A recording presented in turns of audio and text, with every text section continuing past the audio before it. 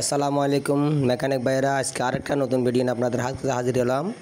Brother KA430F এই মডেলের অনেক সময় মেশিনে গ্রিজ আপ লেখাটা আসে। এই গ্রিজ আপ লেখাটা কীভাবে আমরা বন্ধ করব সেই বিষয়ে আপনাদেরকে আমরা আজকে ধারণা দেব।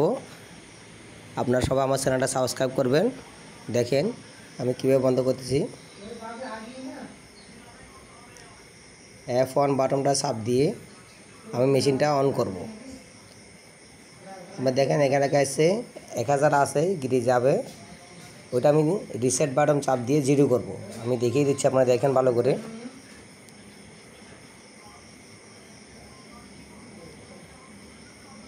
এরপরে এন্টার বাটন চাপ দেব।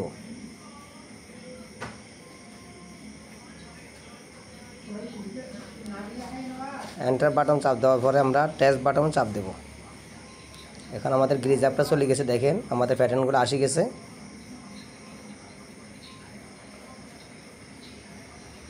আমাদের এখন মেশিন রানিং হয়ে যাচ্ছে।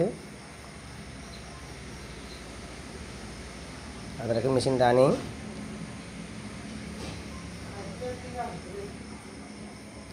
আমি দেখেন আমি আবার দেখাচ্ছি ওখানে গ্রিজ অ্যাপের কোনো আবার নাম্বার আছে কি না।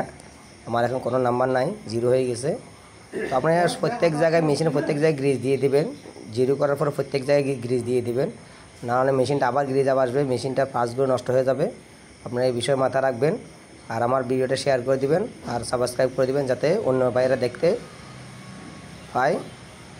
তো আজকে এই পর্যন্ত, ভালো থাকবেন সবাই। আপনাদের কাছে আমি আরও নতুন নতুন ভিডিও নিয়ে আপনাদের কাছে হাজির হব। আমার চ্যানেলটা সবাই সাবস্ক্রাইব করে দিবেন। আসসালামু আলাইকুম ওয়া রাহমাতুল্লাহি ওয়া বারাকাতুহু।